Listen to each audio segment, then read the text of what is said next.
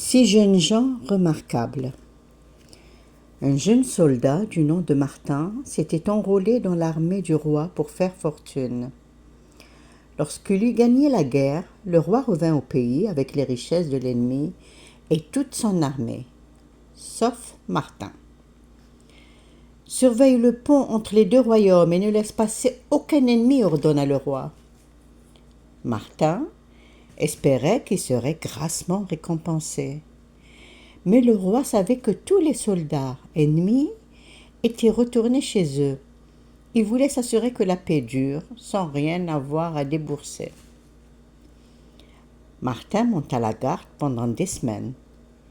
Il ne vit aucun ennemi et ne reçut aucune nourriture et aucun argent du roi. Le soldat isolé devait demander la charité aux quelques rares passants. Finalement, il se dit que le roi l'avait peut-être oublié. Il décida alors de se rendre au palais et de lui demander son dû. Après plusieurs heures, Martin arriva à un ruisseau. Mais il n'y avait pas de pont. Un homme était assis au bord de l'eau. Ses mains étaient aussi grosses que des jambons. « Aimerais-tu traverser ce ruisseau » demanda-t-il à Martin, tristement. Sans attendre sa réponse, il déracina un énorme arbre qu'il coucha en travers du ruisseau. « Viens avec moi, nous ferons fortune ensemble, » lui proposa Martin, après l'avoir remercié. Ils venaient tout juste de se mettre en route qu'ils virent un chasseur pointer sa carabine au loin, vers une colline.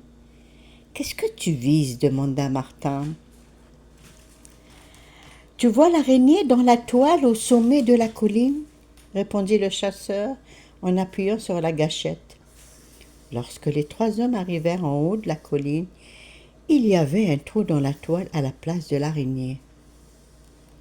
Les hommes poursuivirent leur route jusqu'à ce qu'ils arrivent à un moulin à vent qui tournait, bien qu'il n'y ait pas de vent. Plus loin sur la route, ils rencontrèrent un gros monsieur qui soufflait d'une seule narine. Il raconta aux trois voyageurs surpris qu'il était suffisamment fort pour provoquer un ouragan s'il le désirait. « Viens avec nous et nous ferons fortune » proposa Martin. En s'approchant de la ville, les quatre hommes rencontrèrent un jeune homme qui sautait car il avait des chevilles liées ensemble. « Pourquoi es-tu attaché comme ça » demandèrent-ils. « Parce que je courais aussi vite que le vent, si mes pieds étaient libres, et je ne pourrais plus apprécier le paysage, » expliqua le jeune homme. Il leur dit qu'il s'appelait Pied Rapide, et Martin l'invita immédiatement à se joindre à leur groupe. Ils se dirigèrent vers la porte de la ville. Mais ce jour-là, une autre surprise les attendait.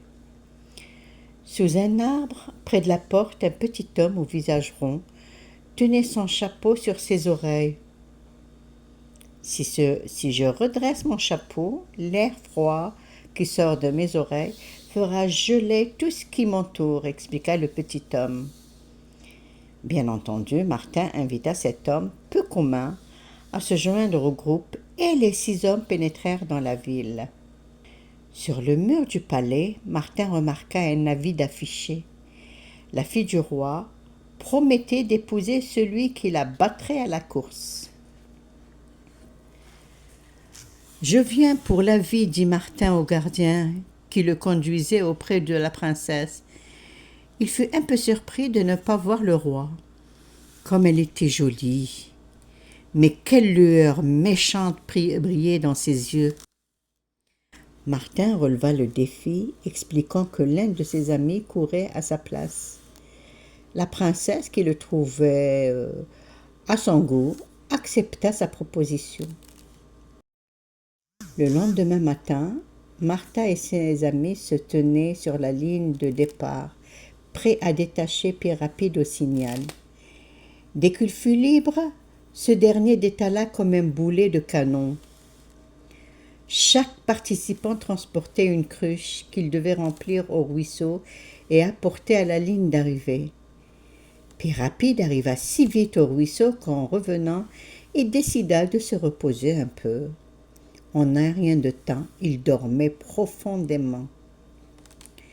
Peu de temps après, la princesse passa tout près.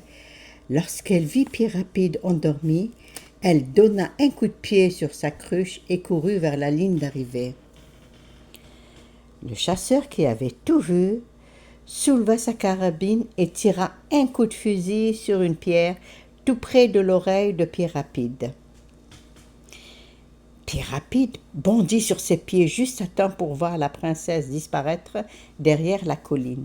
Il se précipita au ruisseau, remplit de nouveau sa cruche et courut à la ligne d'arrivée aussi vite qu'un éclair. Le roi se tenait à la ligne d'arrivée quand Pierre-Rapide la franchit, juste quelques pas devant la princesse. Le roi, qui avait reconnu Martin, n'allait pas accorder la main de sa fille à un misérable soldat. « Nous devons célébrer cette victoire, annonça-t-il, en faisant semblant d'être ravi. Il fit entrer ses invités dans une salle à manger spéciale, toute doublée de fer et construite au-dessus d'un énorme four qu'il réservait aux gens dont il voulait se débarrasser. Dès que Martin et ses amis s'attablèrent, le roi appela sa fille et ils quittèrent la pièce. Sans le dire à la princesse, les hommes du roi allumèrent le four et le roi surveilla la scène par un œil protégé par une vitre épaisse. Quand Martin sentit que la pièce devenait de plus en plus chaude, il redressa le chapeau de l'homme au visage rond. Peu après, tous tremblaient de froid. Le roi furieux ordonna à ses hommes d'alimenter le four. Finalement, il n'y eut plus de bois. Le roi dut libérer ses invités en prétextant qu'il avait été appelé à régler les affaires de la cour. Le roi était bien déterminé à ne pas accorder la main de sa fille aux soldats. « Si tu renonces à ma fille, je t'offrirai un sac d'or et des pierres précieuses, promit le roi. « J'accepte, si je peux choisir le sac. Et l'homme qui le transportera, répondit Martin. Il trouva un sac énorme et demanda à son ami qui était très fort de le transporter. Le trésorier du roi commença à remplir le sac. Quand Martin et ses amis partirent, le roi était pauvre et Martin très riche. Le roi entra dans une colère terrible. Il ordonna à la cavalerie de pourchasser les 6 hommes et de les ramener morts ou vifs. Les hommes du roi poursuivirent Martin et ses amis, leur criant de rendre l'or, sinon ils mourraient. Le gros homme se mit à souffler si fort que les chevaux et les cavaliers volèrent dans les airs et se retrouvèrent à des kilomètres plus loin. « Venez !» cria Martin, et ils se dirigèrent tous vers le pont qu'il avait un jour gardé. Les 6 hommes partagèrent les richesses en parts égales, se serrèrent la main et partirent chacun de leur côté. Martin glissa sa fortune sous son bras et traversa le pont, se promettant bien de ne jamais remettre les pieds sur une terre dirigée par un roi aussi méchant et injuste.